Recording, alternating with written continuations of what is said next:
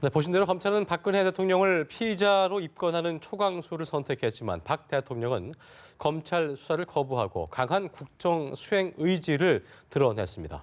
네, 차라리 탄핵하라며 역공에 나선 청와대를 향해 야권은 탄핵 추진으로 맞불을 놨는데요. 본격화된 탄핵 정국을 전문가 두 분 모시고 전망해 보겠습니다. 네. 허성우 국가디자인 이사장, 김광산 변호사 나오셨습니다. 어서 오십시오. 어서 오십시오. 네, 안녕하세요. 자, 어제 온 국민의 눈과 귀가 쏠려 있었고요. 그 시간에 저도 방송을 했었는데요. 함께 보셨죠? 근데 어쨌든 검찰은 끝에 짤막하게 표현을 하긴 했습니다만 대한민국 국정농단의 몸통을 박 대통령이다 이렇게 결론을 지은 것으로 보는데요. 어제 검찰의 수사 중간 수사 내용 일단 어떻게 보셨는지 두 분의 내용 의견 들어보겠습니다. 먼저 허성우 이사장님 한 말씀 해주시죠. 어제는 결국 이제 지금 최순실 씨 사건과 관련해서 수사의 어떤 사실관계에서 그 연결고리의 중심에 어디에 누가 있었냐 하는데 결국은 이제 박근혜 대통령이 공모라고 판단된다. 네. 이렇게 되는데 그럼에도 불구하고 사실 대통령이 이제 불소추 특권으로 인해서 기소할 수 없다. 이렇게 예. 결론 내리는데 반대로 따지면은 반대로 이야기하면은 대통령 불소추 특권이 소멸이 되면은 예. 다시 기소할 수 있다 그런 내용이었죠. 뭐 그런 얘기가 되겠죠. 그런데 예. 이제 그것을 보면서 이제 그 유영아 청와대 법률 그 대변인이 네.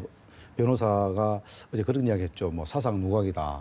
또 상상의 집을 지었다. 뭐 이렇게 했는데 사실은 그 유영아 변호사 얘기가 법리적으로는 저도 이제 그 주변에 있는 지인들을 통해서 알아보니까 법률상 기소되지 않으면 사실은 그 심판할 수 없다는 그런 데기 때문에 법률적으로는 크게 하자가 없다고 판단이 된다고 저희가 그러더라고요. 김광산 변호사님 그렇죠. 예. 여쭤보겠습니다. 그럼에도 예. 불구하고 어쨌든 그 유영아 변호사가 검찰 수사 자체를 사상 누각이라는 거는 부실 수사했다는 그렇죠. 거죠. 폄하한 거고요. 폄하한 거죠. 그런 부분은 굉장히 좀 잘못됐다. 왜냐하면은 그것이 곧 국민들을 또 자극할 수도 있고 정치권을 네. 또 자극할 수 있기 때문에 그것이 과연 대통령한테 유불리를 떠나서 국민들 정서에 맞지 않다는 부분을 좀 인식을 했으면 좋겠다는 게 제 생각입니다. 자, 검사 출신의 김광산 변호사 어제 그 유영아 변호사의 사상 누각이라는 발언 이거에 대해서 어떻게 좀 생각하셨어요? 그건 현실에 맞지 않는 얘기라고 봐요. 왜냐하면 검찰총장을 누가 임명했습니까? 박근혜 대통령이 임명하지 않았어요. 그리고 검찰이 이제까지 봐주기 늑장 수사라고 비난을 많이 받았는데 네. 결과적으로 수사를 해보니까 증거에 의해서 어떻게 보면 대통령을 공범으로 인정하지 않을 수 없는 입장이 검찰의 입장이라고 봐요. 그럼 예. 그렇게 인정하지 않을 수 없는 입장이라는 것은 결과적으로 어떤 진술자 증언이랄지 그리고 어떤 물적 증거, 예컨대 뭐 수첩이랄지 여러 가지 뒷받침되기 때문에 박근혜 대통령은 공범으로 인정하지 않을 수 없는 검찰의 입장이라고 그렇게 보면 될 것 같고요. 예. 지금 공소장에 대해서만 일단 말씀을 드리면 공소장에서는 안종범 전 수석과 최순실 씨와 공모해서 한 8번 정도 어떤 직권남용과 관련된 부분이 나오고요. 예. 그다음에 정우성 전 비서관과 관련해서 이제 공범이 돼 있어요. 그러니까 한 공범 관계는 범죄 사실은 9개 정도 된다고 보시면 될 것 같아요. 예, 예. 근데 여기서 우리가 좀 눈여겨야 할 부분이 있는데 물론 뭐 나중에 유죄 문제를 판단해야겠지만 롯데와 관련된 부분 또 그리고 현대자동차랄지 포스코와 KT 관련된 부분이 공범으로 적시되어 있는데 네, 네. 이 내용을 보면 전부 다 그 어떤 뭘 건립을 하면 WK를 위해서 직권남용을 한 게 되고 그렇지 않으면 우리가 잘 아는 차은택이 운영하는 플레이그라운드의 어떤 광고 수주 그걸 그렇죠. 위해서 대통령이 직접 예. 대기업 총수를 만나가지고 직접 이 얘기한 것들이 나오거든요. 예. 네. 근데 이거에 대해서 청와대나 유영아 변호사가 부인할 수 없는 부분이 이런 진술들이요 어디서 나왔냐면 안종범 전 수석이 한 얘기예요. 그리고 정호성 전 비서관이 얘기를 한 거거든요. 거기에 맞춰서 휴대폰 압수된 휴대폰에 또 그 진술을 뒷받침하고 또 수첩에 나온 얘기가 안종범의 진술을 뒷받침하거든요. 그러면 이게 이런 것들이 야권에 있는 어떤 참고인의 진술이나 피의자 진술이 아니고 바로 대통령 측근에서 한 사람들의 어떤 진술이기 때문에 과연 이게 사상 누각이라고 그렇게 얘기할 수 없다는 거죠.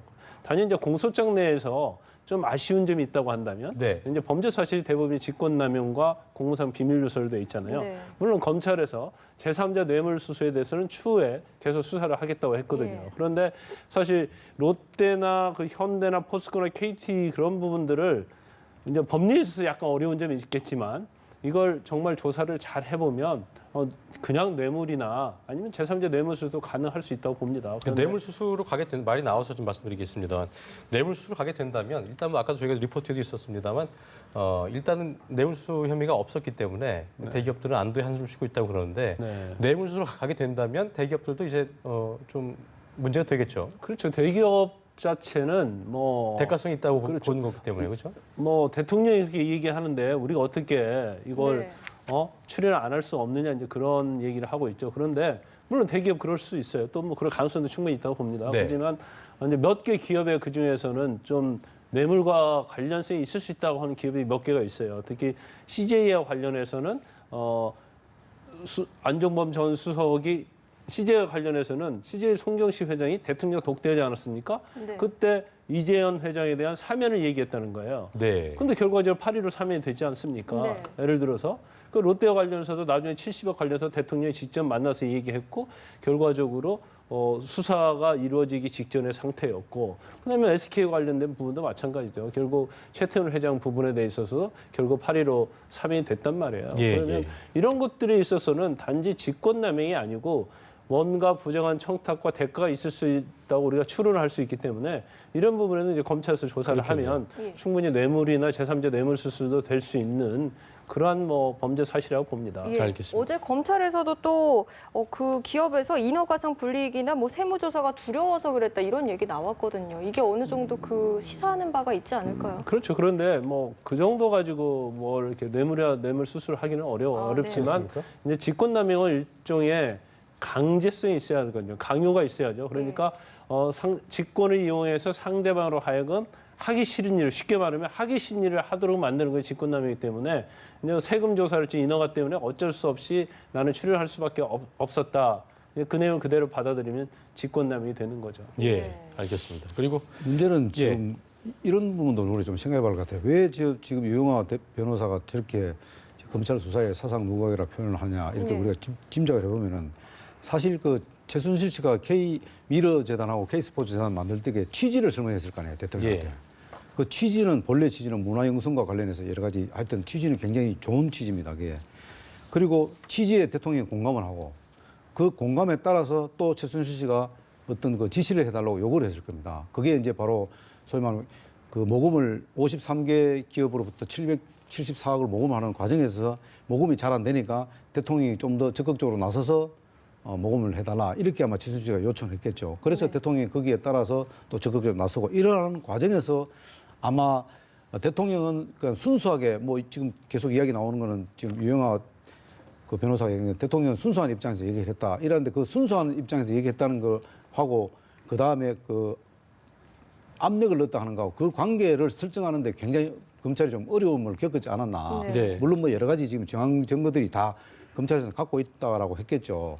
그래서 이번에 그 공소장 내용에 보면은 이게 공모가 판단된다라고 했죠. 공모했다라고 표현을 하지 않았거든요. 공모가 네. 판단된다 이렇게 얘기했는데 이제 그런 거를 볼 때는 어쨌든 검찰에서도 나머지 부분 어차피 뭐 그 이게 이제 국정조사와 특검이 이제 되면은 어차피 이 서류를 특검에다 넘겨줘야 할 상황이잖아요. 네. 그래 되면은 거기에서 뭔가를 더 구체적으로 밝히는데 자료를 제공하지 않겠나 이런데 그러나 특검조차도 마찬가지로 대통령이 최순실 씨가 이렇게 얘기를 안 했을 거 아닙니까? 뭐 이 774억을 거두면은 대통령한테 뭐 50억을 드리겠습니다. 이런 얘기는 안 했을 거다 말입니다.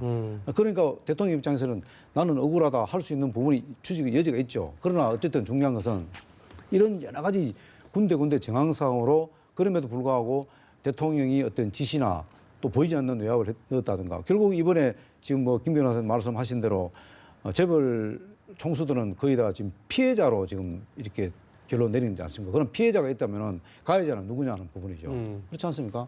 그러면 그 부분은 어떻게 밝혀지는지 이런 것들이 조금 좀 불분명하게 검찰에서는 밝혀졌다 이거죠. 이것이 오히려 굉장히 좀 더 좀 국민들한테 더 의심을 좀 싸게 한 부분이 아니냐 네. 이렇게 보는 거죠. 자, 어제 중간 조사 결과 발표를 보시면서 김 변호사 검찰의 그동안 문제가 되었던 게 검찰의 수사 의지였고요. 그런 부분이었는데 제대로 수사를 했구나라는 마음 드셨습니까?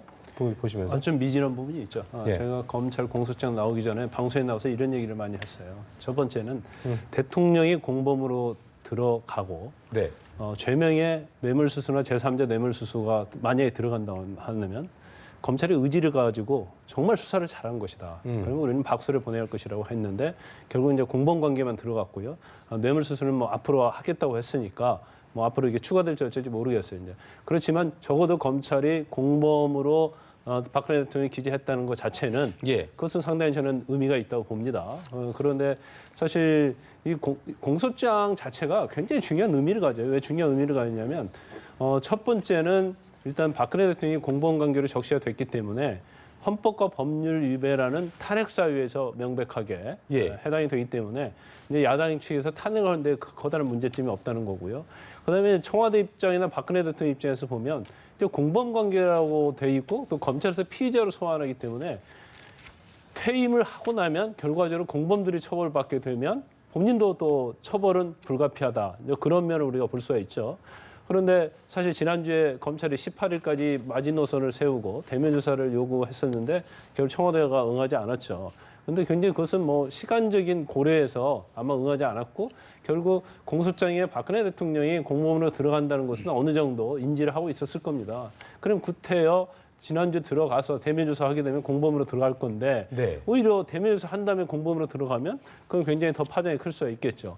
그리고 공범으로 들어간 다음 그런데 결과적으로 조사받지 않고도 공범으로 들어갔어요. 그럼 공범으로 들어가는 결과를 보고 당연히 청와대에서는 이건 편파적인 수사다, 중립적이 못하다 그런 뭐 의견을 당연히 제시할 거라고 우리 예측할 수 있고요. 그러면 결과적으로 검찰 조사를 받지 않겠다는 그런 취지로 가고 이제 검찰 조사 받지 않겠다는 거 아닙니까? 예, 그런 얘기도 했었죠. 그러면 결국 그 다음에 특검이 남아 있는데 과연 특검도 박근혜 대통령이 조사를 받을 것이냐? 그건 상당히 내가 부정적인 요소가 있다고 봅니다. 왜냐하면 특검에 있어서 특별검사는 야당이 추천하는 인사로 되기 때문에 결과적으로 정영국 대변인을 통해서 중립적인 특검에서 받겠다고 그랬어요. 지난번에 대국민 2차 사고 때도 필요하면 받겠다고 그랬거든요. 필요하면 검찰이나 특검 받겠다고 했는데 결국 필요하면은 단서 전제 조건에서 필요하지 않다고 생각하니까 이번 검찰 대면 조사는 안 받는 거고 그다음에 중립적인 특검이라는 얘기를 또 단서를 앞에 붙여놨어요. 그래서 야당 추천을 하는 특별검사가 조사를 하는데 임명 거부할 수도 있다는 얘기예요. 중립적으로 그런데 예. 거부하기는 못할까? 왜 그러니까요. 거부를 할 수 없냐면 예. 일단 특검을 받겠다고 했지 조사 받겠다고 그랬지 이게 만약에 특검까지 거부할 수는 그런 명분은 없을 것 같아요. 그렇죠. 그래서 또 물론 그럴 수는 있어요. 특검을 받았는데 야당 추천 인사가 너무나 진보적이다거나 아니면 박근혜 대통령과 청와대 대립각이 서 있는 예. 그런 인사가 특검되면 또 거기서 거부를 행사할 가능성은 없지는 않다고 봅니다. 네. 이 부분에 대해서 한 말씀 해주시죠. 예. 그렇죠. 뭐 지금은 대통령께서 중립적 인사가 아니면 안 받겠다 하는 것은 뭐냐 거꾸로 뒤집으면은 중립적 입장에 있는 사람을 추천해라. 그러면 받겠다. 그러나 판단해서 중립적인 입장의 인사가 아니다 했을 경우는 별로 안 받겠다는 뜻이죠. 그런데 특검 수사에서도 대통령이 지금 과연 거기에 수사에 응할 수 있느냐 없느냐 하는 부분인데 지금 이 상황으로 볼 때는 제가 볼 때는 그 유영하 대변인의 이 상태를 보면은 특검에도 수사에 의뢰 안 할 가능성이 높다. 왜냐하면은 지금 그 유영하 그 대변인이 어제 그 수사 내용과 관련해서 지금 4가지에 반박을 했더라고요. 네. 하나가 뭐냐면은 비밀 그러니까 연설문이 비밀이 되느냐 안 되느냐 비밀이 안 된다고 얘기했거든요. 또 하나는 뭐냐면 최순실 씨의 의견을 들어보게 했기 때문에 이건 누설이 아니다. 의견을 청취다 순수하게 이렇게 또 생각했고요. 그다음에 그것이 국가 기능을 마비시키냐는 부분은 아니다 했거든요. 네. 이런 내용들을 볼 때는 그 특검이 되더라도 이 이상의 내용의 상황을 몰고 가지는 않을 거다 이런 거죠. 네. 예. 자, 알겠습니다. 알겠습니다. 자, 탄핵 얘기를 좀 해보겠습니다. 그렇습니다. 어제 야권에서 뭐 탄핵에 대해 탄핵 운동도 같이 하지만 또 오늘 탄핵 추진 기구를 설치하겠다 이런 얘기가 또 민주당에서 나왔고요.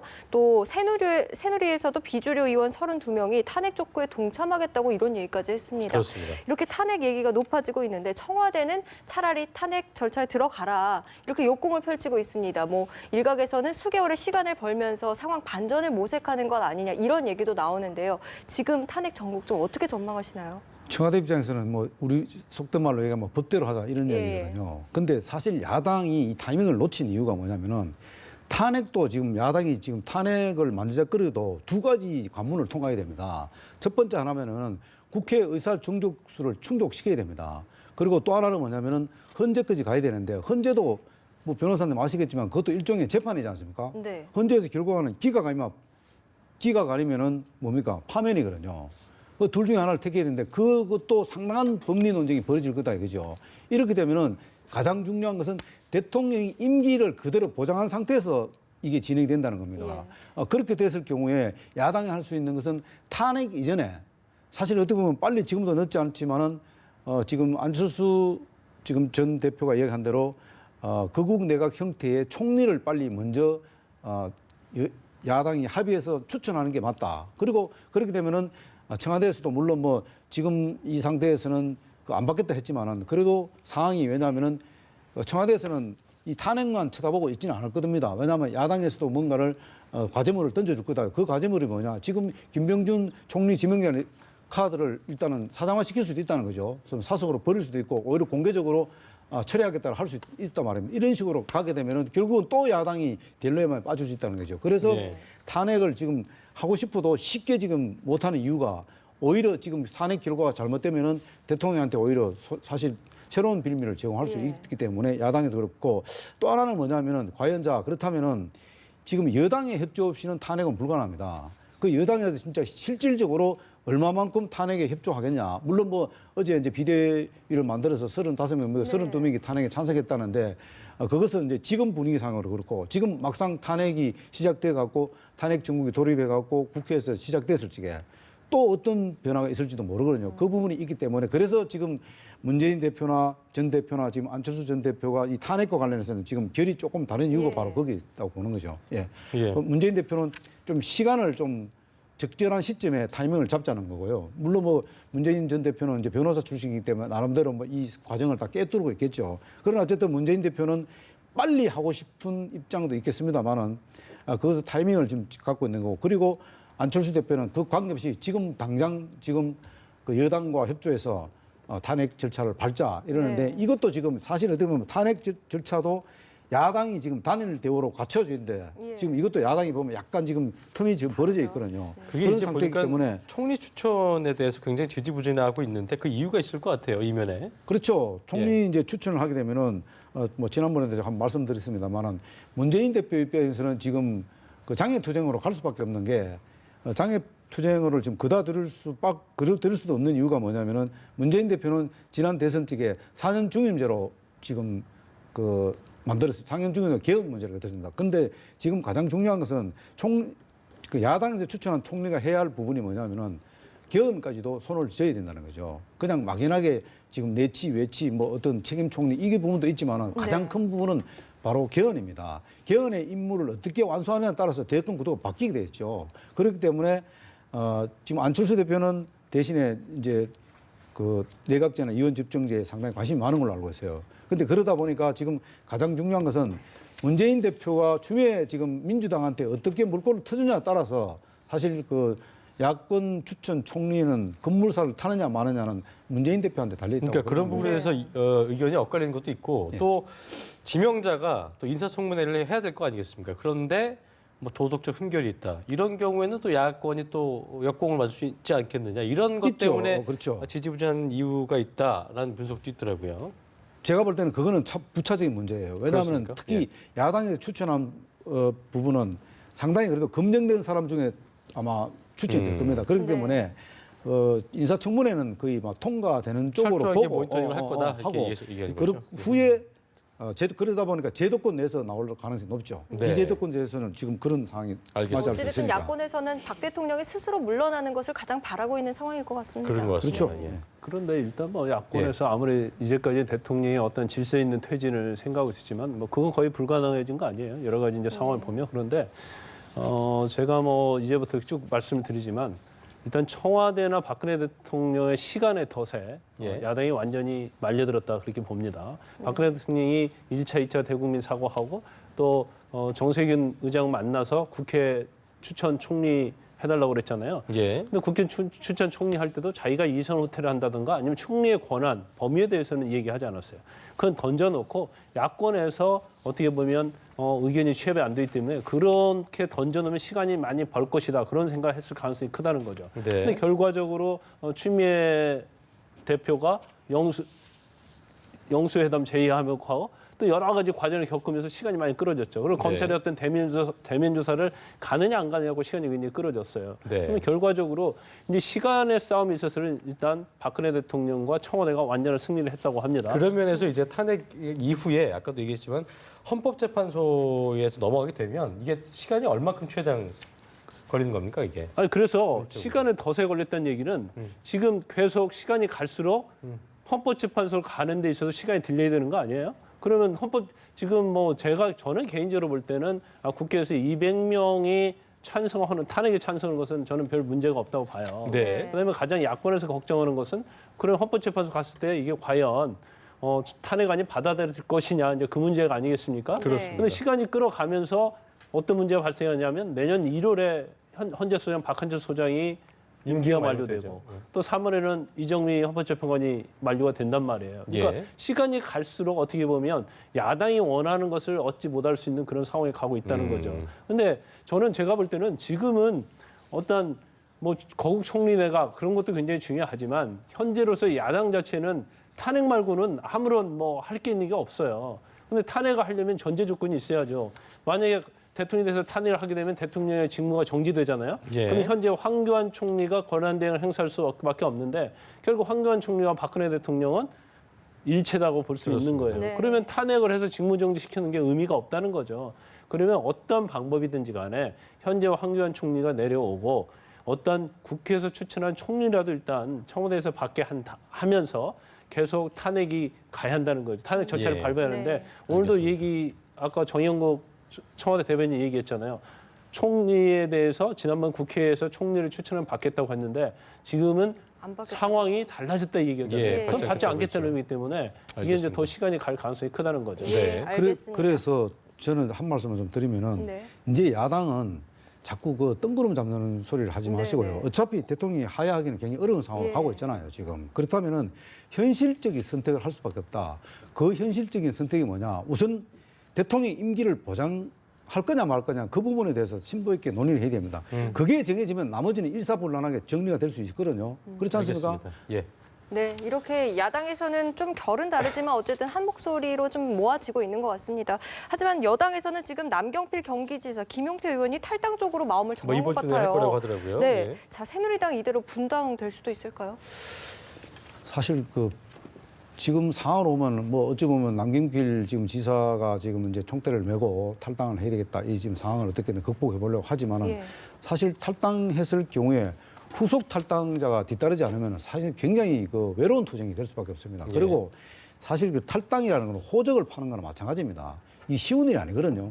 그래서 사실 그 탈당을 해서 제3지대에 많은 세력들이 한꺼번에 모이면 다행인데 근데 지금은 상황으로 볼 때는 그렇게 지금 현실적으로 제3지대에 탈당해서 사람을 그 대거 모으기에는 사실 정치인들을 다시 규합하고 모으는 데는 상당한 노력이 필요한데 네. 예. 그 분위기가 지금은 조금 빠르지 않나 이런 느낌이 지금 듭니다. 예. 왜냐하면 지금 야당에서 지금 탄핵 절차 문제 이것도 좀 야당에서도 확정이 안 됐고 야당의 단일 대우 문제도 정리가 안 되고 이런 상황인데 여당에서 덜컹 탈당하고 이렇게 했을 경우에 이게 지금 오히려 자칫하면은 결국 지금 지금 지도 체제만 좋은 상황으로 만들 수밖에 그러니까 없다. 탈당을 안 하고 이런 그래서 얘기 있더라고요. 당내 별도 교섭단체도 가능하지 않겠냐 이런 말도 있더라고요. 그거는 뭐 어떤 굉장히 이상적인데요. 이상적이죠. 당연 별도에 하지만 결국은 다 탈당한다는 것은 새로운 당을 만들겠다는데요. 새로운 당을 만들기 위해서는 좀 더 많은 고민을 할 필요가 있다. 그래서 뭐 어떤 기분으로 해서 탈당해야 되겠다 이렇게 해갖고는 그 탈당의 불씨가 살아날 수가 없는 것이 이제 알겠습니다. 현실적인 문제예요. 네, 네. 네, 알겠습니다. 오늘 말씀 감사합니다. 자, 허성호 국가디자인 이사장, 김광삼 변호사와 이야기 나눠봤습니다. 고맙습니다. 고맙습니다.